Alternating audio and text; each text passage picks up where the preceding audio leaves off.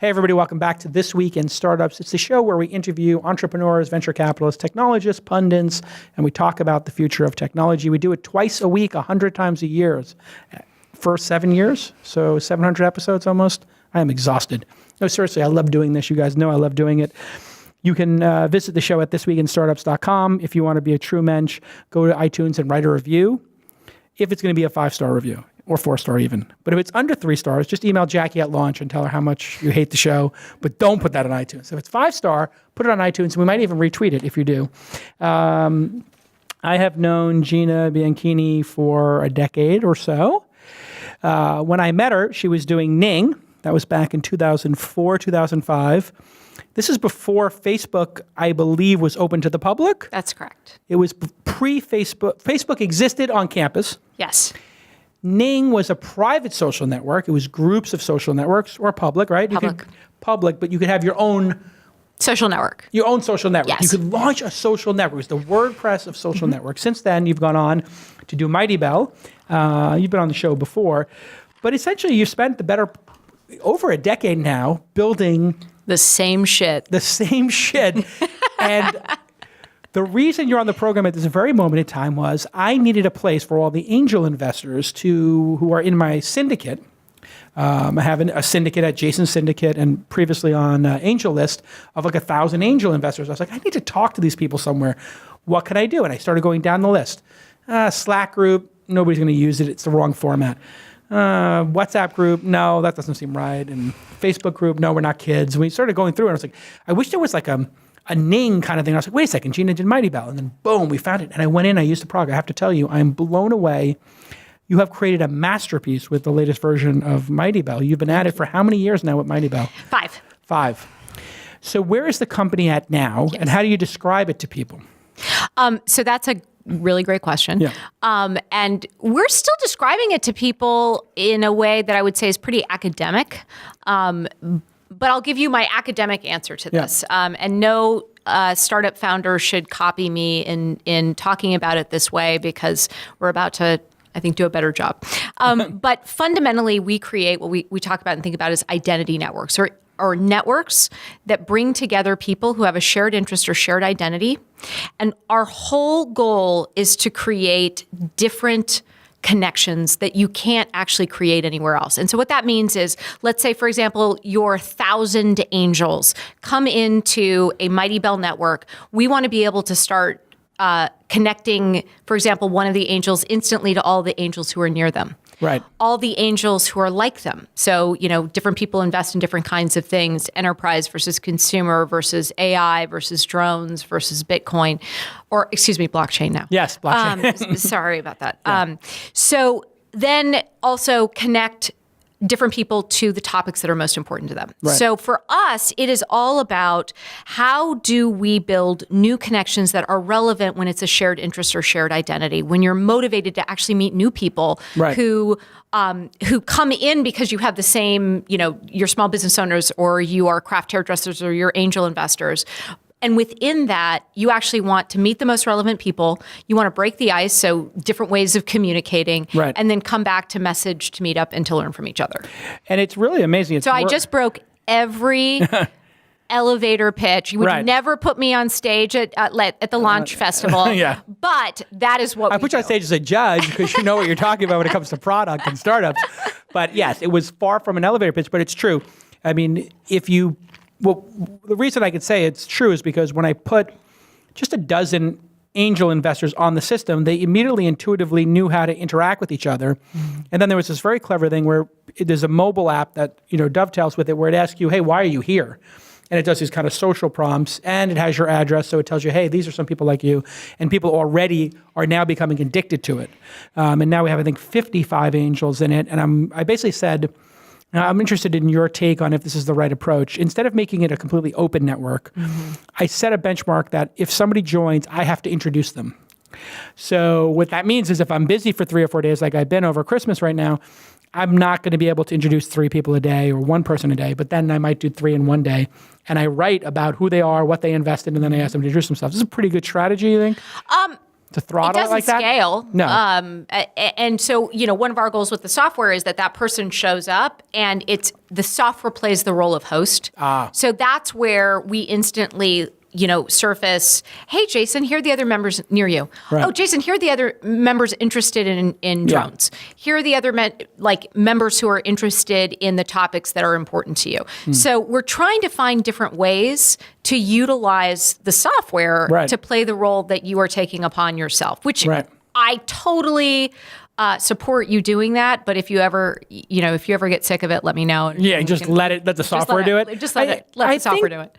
The thing about building communities that I've found is, and I'm interested in your take on it since you've spent a lot more time building products and spaces, they always seem to build to a point of collapse or irrelevance, right? Like either they turn into ghost towns or the wrong people take over the dialogue and it becomes Trollville or Annoyingville. Yes. And so how does one avoid that? Is it creating more closed, narrow social networks? Or is it having a strong list mom or list dad, as we used to call them in the listserv days? How does one create a sustainable, long-term social group online? The software has to be smarter. Yeah. And this is what I mean by that.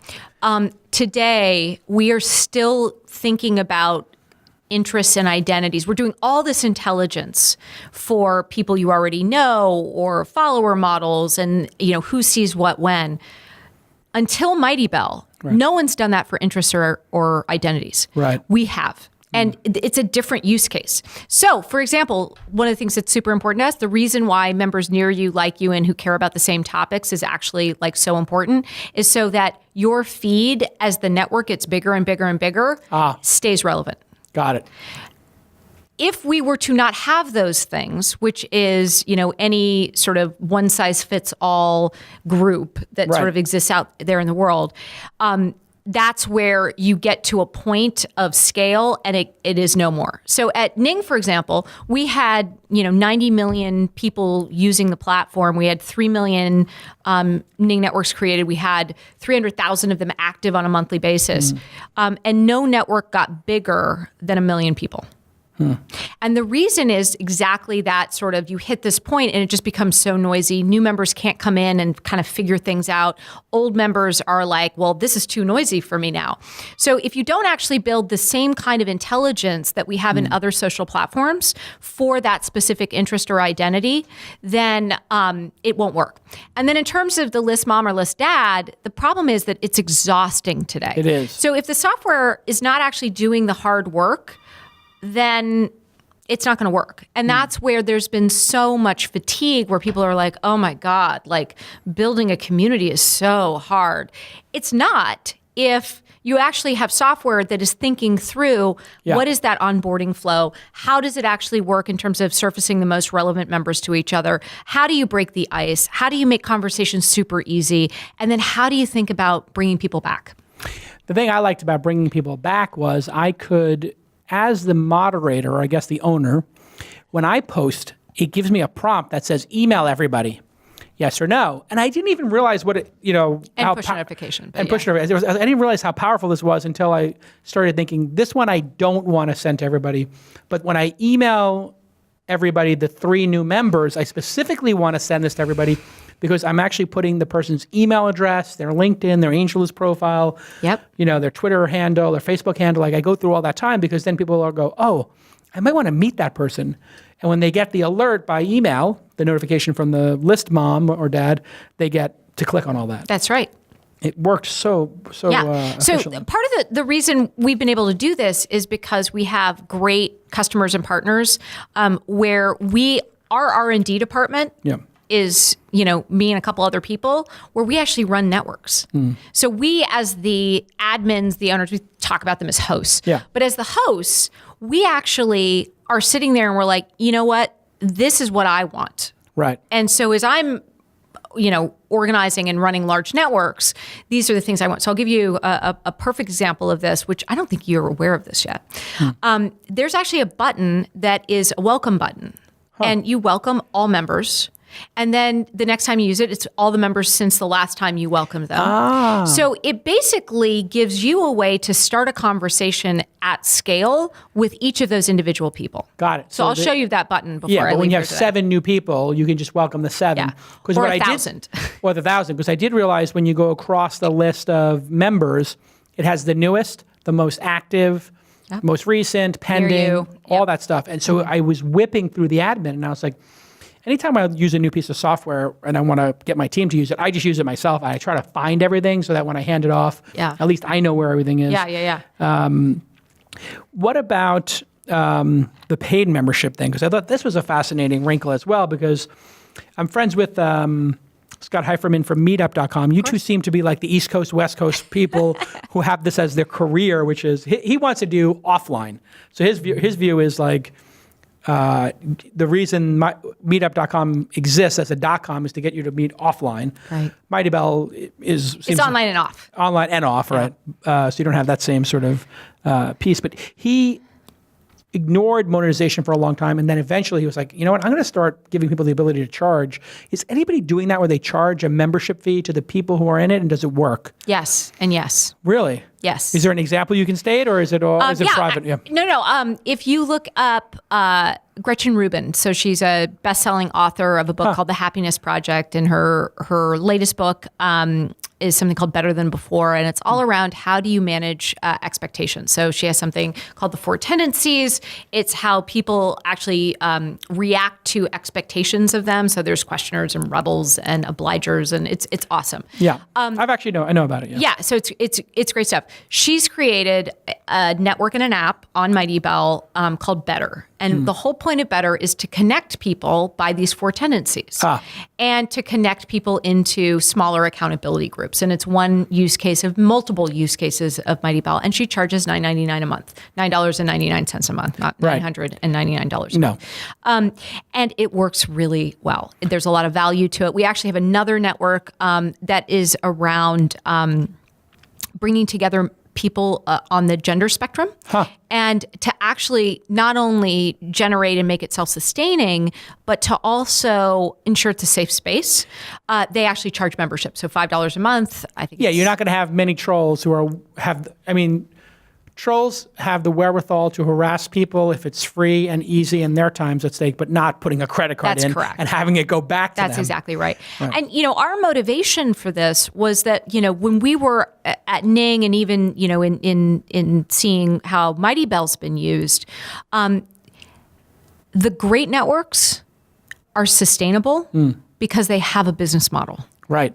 The really strong, communities, if you actually give the host a way to become a professional, and a professional host, then the quality of the network goes up, and the experience of everybody. So, our networks, our highest value networks at Ning, actually the folks started as amateurs in many cases, and a great example of this is the harebrained guys on Mighty Bell today. They started after MySpace. They were like, wow, we should probably do this for craft hairdressers. They stumbled upon Ning. They created Hairbrained as a Ning network. And then they, built followings on Facebook, 100,000 Facebook fans, 100,000 Instagram followers. And when they were ready to basically say, we need to move into the mobile era, they came to us and they actually... And now it's a business. Well, it was a business actually as a Ning network. All of the large Ning networks became businesses, even if they started as a side hustle for somebody, or they were just like interested in doing it.